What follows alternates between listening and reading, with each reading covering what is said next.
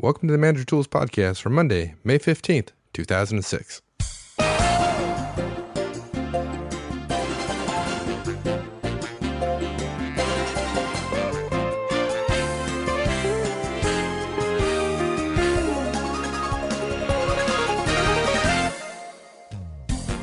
Hi, this is Michael Ozan, and on behalf of myself and Mark Horstman, welcome to Manager Tools. This week's cast is about every manager's most precious and perishable resource, time. It marches on mercilessly every day, only more slowly on those days before vacation, and more quickly on Sunday. Most managers do a terrible job of using their time effectively. In other words, most of us are terribly inefficient. This cast will teach you the basics of how to become effective at using your time, which will make you both more efficient and effective. So finally, Mike, after nearly a year, we've made some time for a cast about time management. No, we haven't made time, Mark. You're constantly beating me up about my vocabulary and language around time, and as you always say, we can't make time. And we're certainly, although we're high D's, we're certainly not God here. Okay, I agree. So since we're going to be sensitive about time, since it's a perishable commodity, let's get right to our recommended approach for being efficient for executives. Excellent. Okay, so there's some basics about time management. Let's talk about the basics, and we can get into a little bit more detail. Yeah. As I mentioned in my blog a while back, I get paid to go in and work with executives, and when I do, the first thing I do is ask about their schedule. I say, look, I want to see your calendar. And usually an assistant prints it out, and I analyze it, and at the same time I'm asking the executive about what their priorities are. And then I try to match up their stated priorities with their calendar. And, even executives that make $250,000 a year, Mike. And they always match up, right? Not so much. They rarely agree. And I understand why. I've been there, and I understand that. And really, there's a part of me that feels bad about this in a way, because I feel like I'm getting paid very well to harvest some pretty low-hanging fruit. It doesn't take rocket science. It doesn't take a lot of intellect to do this, to just start there and say, hey, I think you could, if in fact you say these are your priorities, if they really are, then let's just make sure you spend time on your priorities. And if after 3 or 4 months you get better results by spending time on your priorities, gee, I've earned my pay 10 times over. It's really hard to argue that you should be able to keep your job if your schedule doesn't reflect your priorities and your priorities go undone. Right? If you've got 3 priorities and your boss can't find them in your calendar, and those 3 priorities look bad in terms of metrics or reporting, what are you going to say? Well, I didn't want to do them? Surely the first thing we understand as an executive is the role. You don't start by saying, what is it I want to do? In fact, Drucker talks about this very openly. He says, it's not what I want to do. It's what the role requires of me. Right? That's why a lot of people who get to CEO say, wow, I want the job. I didn't realize what the job required of me. This is a lot different. And to be really effective, you have to ask what it requires of you, and you have to constantly re-ask yourself that at the executive level, probably every 6 months. So, okay, that makes a lot of sense. Yeah. Now there is a caveat here. I'm in the fast-paced and demanding business world that we're in right now. There's very little room for error at the executive level. And again, if you aren't spending time on your key priorities, it's hard to argue that you should be able to keep your job. But there is a caveat. People tell me, okay, Mark, the major stuff does seem to get done. We're not getting fired. And yet you're telling me that all these executives are way off base when it comes to how they're spending their time. How is that possible? And to some degree, I have a little bit of a glib answer. And of course, we're talking at a high level here, so we can get in more. If we had more time, we get in more detail. But there we go. If we had more time. How many times must I tell you? You can't make time, Mark. Yeah. It's somewhat of a glib answer, but in many cases, the answer is it's the fire drills. Every once in a while, what's really important becomes time-wise important, and the boss tells everyone for the next week, no one does anything but X. It's the end of the quarter, we've got to get our numbers up, or for the next period of time, we've got a big push on to do this or that or the other thing. And so what I'm getting at is that overall, we make up for our overall inefficiencies by cramming, by laser focusing, by sheer brute forcing things at times. And it works after a fashion. but that is not the most efficient or effective way to be, and it leaves you almost no room for error. And if you have a double whammy of you're not really available and your people aren't really at their best and the market turns south and you all at once, you have a triple witching hour, and suddenly there is no amount of brute force you can do when your competitors are doing it right to overcome that fact, and you report a bad quarter, and suddenly people start worrying. If they're smart, they start worrying in a public corporation. Yeah. So. Okay. So in our best manager tools tradition, what the heck can we do about it? Even better, how can manager tools listeners take advantage of this opportunity to become more efficient and thereby more effective? Okay, I feel bad about this, but I'm going to do something that we did recently in a cast a while ago, which is I actually have 4.5 steps. Not 4, not 5. I know. It sounds dumb. Did I say anything? I didn't say anything. No, you didn't. Yeah, exactly. You didn't say anything. You just had a very descriptive facial expression, which we'll talk about later in a cast on high Ds, I'm sure. Step 1, roughly assess your time. Not hard to do. Step 2, capture your priorities. Step 3, do a rough analysis. Or step 3A, this is the half in there, do a Drucker analysis, which is a little bit more detailed, and it's not hard to do. I like the sound of that. Time. Yeah. Some people will, but it's probably reserved for the executives that we've got. But some of the more people who are really excited about this will do the Drucker analysis, and it's worthwhile. It's a very interesting analysis. And then step 4 is to put your number one priority on your calendar first. So those are the 4.5 steps. Let's go through the details. Okay. All right. Roughly assess your time. What's that about? Easy step. And you can actually skip this step, but I don't recommend it. I mean, you could actually start with step 2, but step 1 really kind of puts you in the right mindset, the right frame of mind, and it doesn't take hours. We're talking about minutes here, or less than an hour to get this done. We want you to sit down with a pen and paper and nothing else. Okay, nothing else. Pen and paper. And ask yourself a simple question. What do I spend my time doing? I could make it a more complex question, but that's really what it boils down to. What do I think I spend my time doing? And in terms of, you have to have a sample because you can't think of the last year. It's too big. Your brain can't handle it. So you think back over the past 2 to 3 weeks. If you're saying, okay, Mark, which is it, 2 or 3? Pick 3. More data is generally better to do some analysis on. You want a bigger pile to sift through. Okay? And what we want you to do is think about your work days.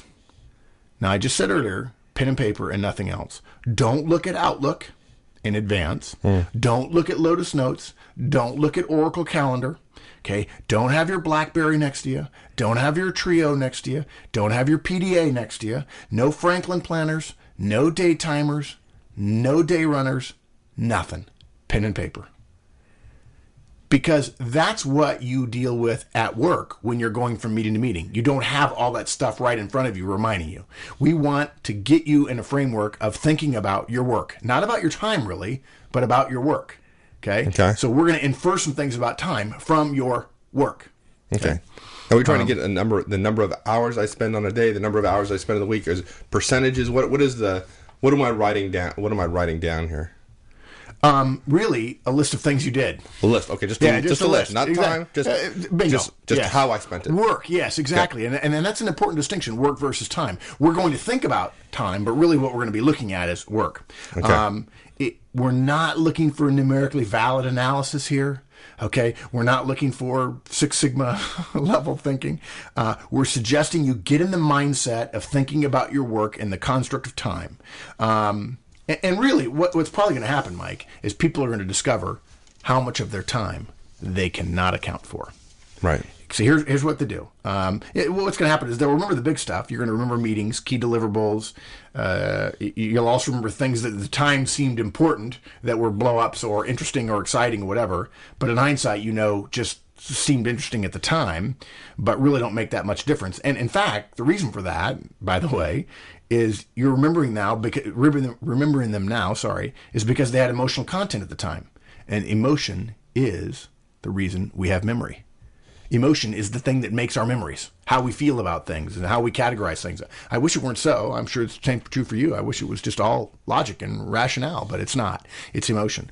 So those things that are most emotional are the things that are going to be easiest to remember. Okay? And I'm really talking about, maybe you spend 45 minutes. At a minimum, you're going to spend 15 minutes. And basically what we want you to do is, from memory alone, come up with as many things as you did, a list of things that you did. Attended a meeting on X, attended a meeting on Y, met with Joe in my one-on-one, gave feedback to Bob, whatever the case might be, okay?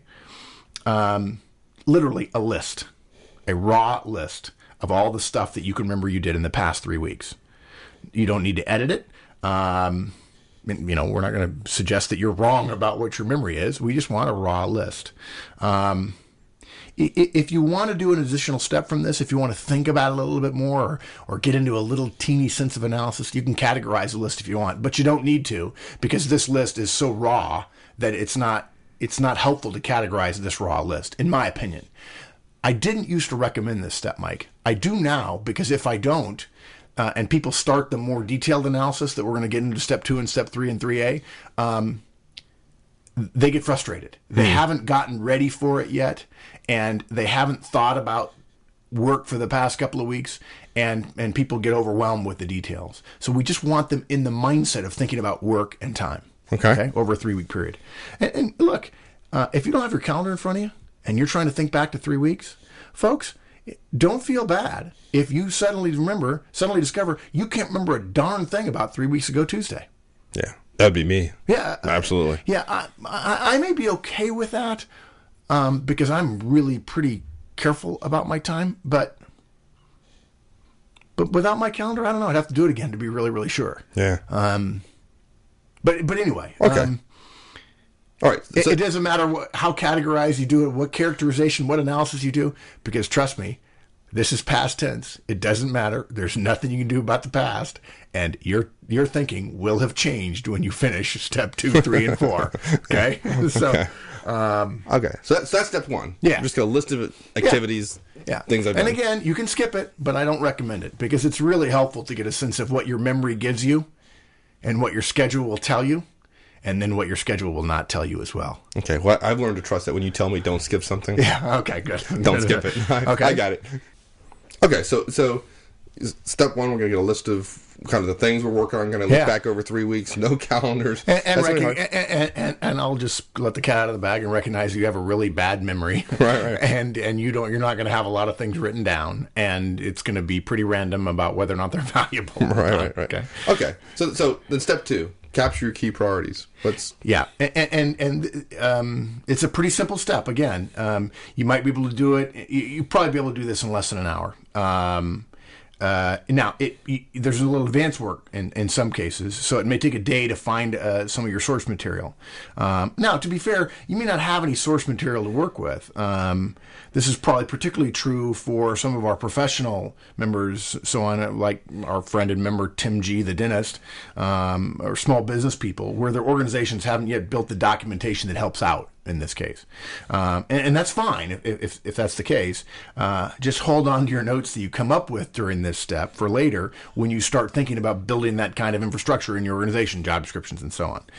What you do in this step is you gather up your job description, your boss's job description, your direct's job descriptions, your last couple of reviews, obviously, if they're in the job that you're in now, you don't need job descriptions or reviews from your previous jobs. Any documents that you report key metrics on, so maybe you do a monthly or a quarterly business report to your boss or to finance or to operations or whatever, you want those. And then something else, the last 10 to 15 PowerPoint presentations that you or your team have presented. About 2 years ago, I added this one. And the reason why is because things change pretty rapidly. And a lot of times people go back to their reviews and their job descriptions, and it's no relation to what they're doing now. Now, to some degree, that's because they're way off base with their priorities. Their job really hasn't changed, but they've gotten so far down in the weeds, they can't find their way back up to the forest and the trees. Okay? But in other cases, it's legitimate. Mark, we're working on something completely different here. And yeah, that was my job description, but there's no question I'm not going to be evaluated based on that job description a year from now. I will say this, though. If you're a savvy manager, if you're a politically savvy manager, if your job description has become outdated but there's not a new one, and you're absolutely certain that you're down in the weeds for the right reason, at the end of one of these days, in the next 3 or 4 days, pick your head up out of the weeds, go to your boss and say, look, I just want to be clear. This is what my job description says. We're in a completely different place, and I just want to validate that a little bit. And if he says, yeah, so look, I'm going to send you an email. I'm going to attach the job description to it, and I want you to respond back, yeah, you're right, this is outdated. We need to work on that. Otherwise, what could happen, Mike? You got a job description X when, in fact, your job, in your assumption and your boss's assumption, really your job now is Y. What happens potentially at the end of the year if you don't have that conversation? Oh, you have a big discrepancy there. Yeah. You have an argument about, what do you mean I was supposed to do this? I was focused on doing exactly that. Right. Yep. In other words, your boss, in a rush, because we know how bosses do in terms of job descriptions and reviews, starts evaluating you based on the review. For whatever reason, because his boss thinks the job hasn't changed or he hasn't briefed it right or whatever else.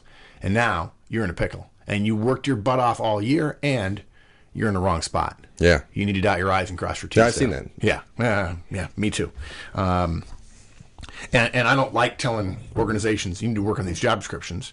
And in fact, that's where I came up with the recommendations. If you remember in one of our forecasts about annual reviews, we said this is a quick way to come up with a job description. You can go back to that cast now if you're wondering how much your job description has changed, answer those questions, and you can come up with a paragraph that you could submit to your boss to update your job description really easily. It's not, you're not paying an outside firm for it, but you can save a lot of money too. Yeah, absolutely. And it's accurate. Okay? So again, you want those PowerPoints because if things have changed a great deal, you want the PowerPoints to tell you this is the kind of stuff we're working on. Not necessarily that the PowerPoint topic is going to be in your job description or in your thinking about your responsibilities, but you can aggregate it or you can say, I'm going to infer that in fact we've changed and this PowerPoint is representative of this general category of priority that I'm going to be thinking about. Okay. Now, some people add a step about going and talking to their bosses and going and talking to their team. I've tried that a couple of times. Sometimes it works. It depends on the culture. Because we're talking to individual managers here and we're not talking to an organization as a whole, I generally say stay away from that step because it'll add a couple of weeks to this. And you don't want to add a couple of weeks. We're trying to make this as granular, as atomic as possible so that when people do this, they can get some satisfaction about it within a week, right? We don't need to take a month to do a time analysis, okay? You don't need that long. So yes, you can add that step. You can interview people. You can talk to people and so on. But scheduling that and making it happen and then analyzing the data and so on and coming up with a list of questions and asking everybody the same questions and having a form, and you don't need to do it. I don't see there's enough additional value to justify the delay in completing this 4.5-step process. Okay. Okay. So with all these documents in hand, take some notes. And basically what you're asking yourself is, what are my key priorities?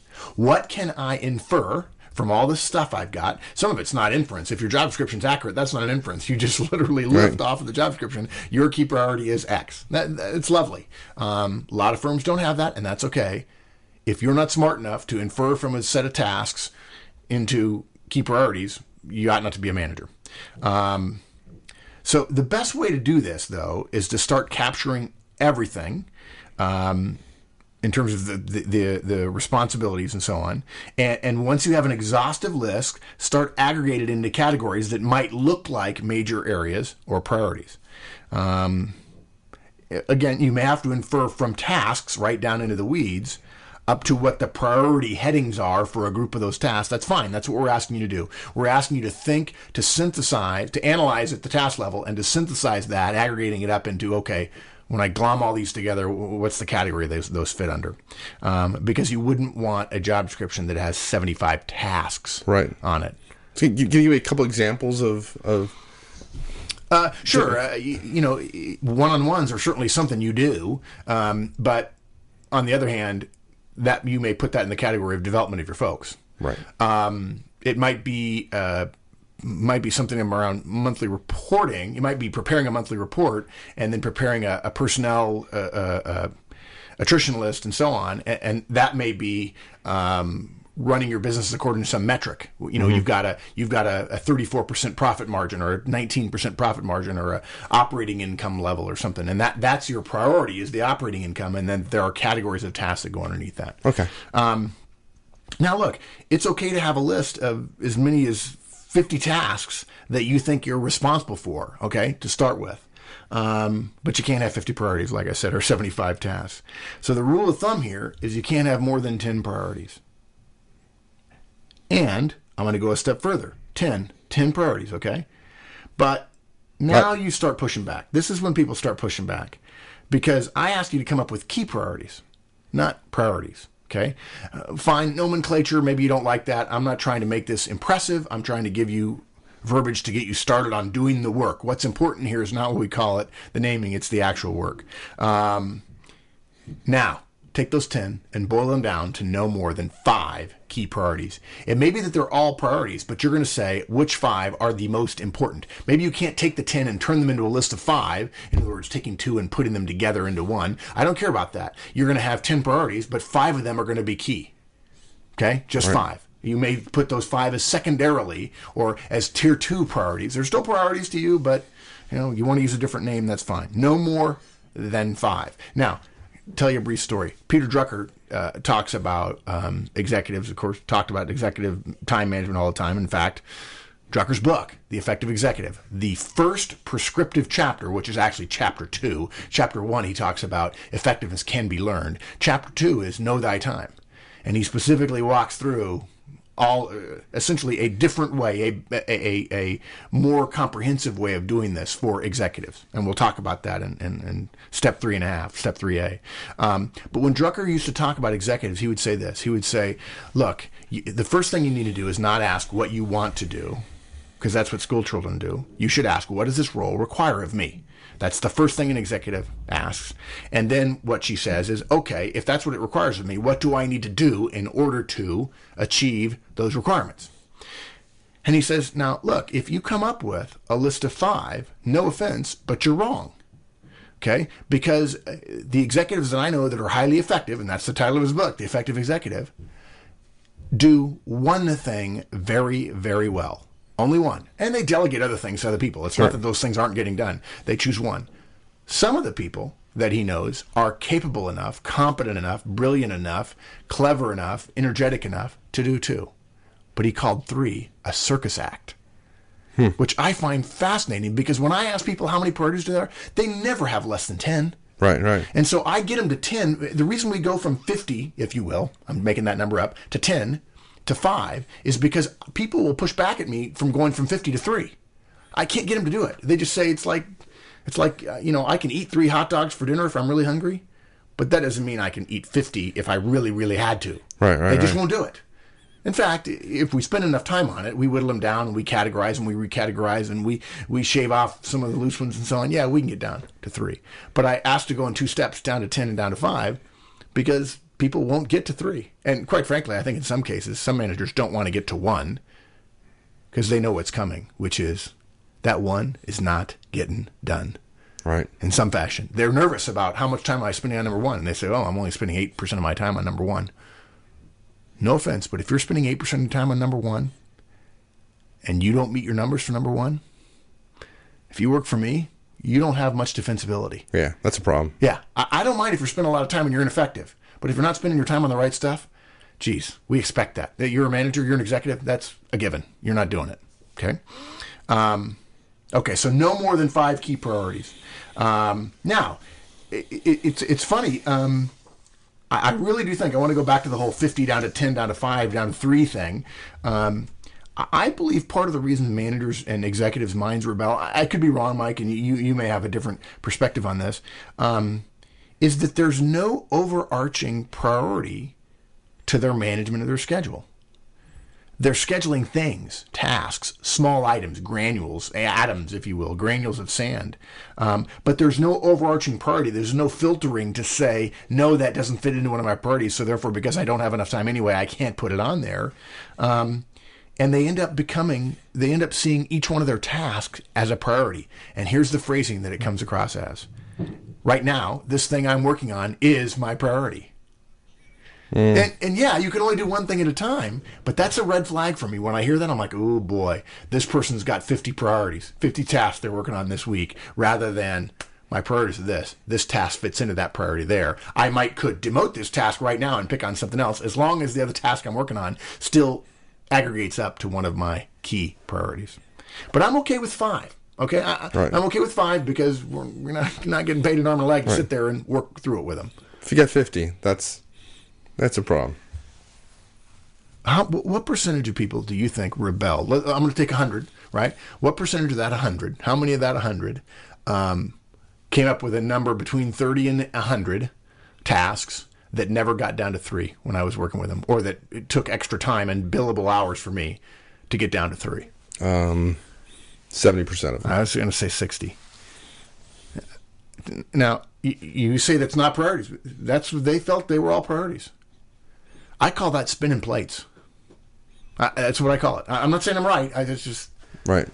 the ones who are good, the executives who are really good that I admire, they got 1, maybe 2. Right. Now they have people around them they've delegated to, and those people are good. In fact, in some cases, way better than the executive. But the executive has the team that is getting them where they need to go. Yeah. So, okay. And that's why that phrase is so often heard. Mike, what is that phrase? When you interview somebody, an executive or a leader, a senior leader or something, says, well, it's not me. I just got a great team of people around me. Well, they know what their strengths and weaknesses are. They're leveraging their strengths on their key priorities, and they're delegating their weaknesses to the people who are better at it than they are. Yeah. Simple. Okay, so you're going to come up with a list of 5 key priorities, and all you got to do is write them down on a clean sheet of paper. After all that analysis, after all that winnowing or aggregating or glomming together, whatever you want to call it, clean sheet of paper, 5 priorities. Okay?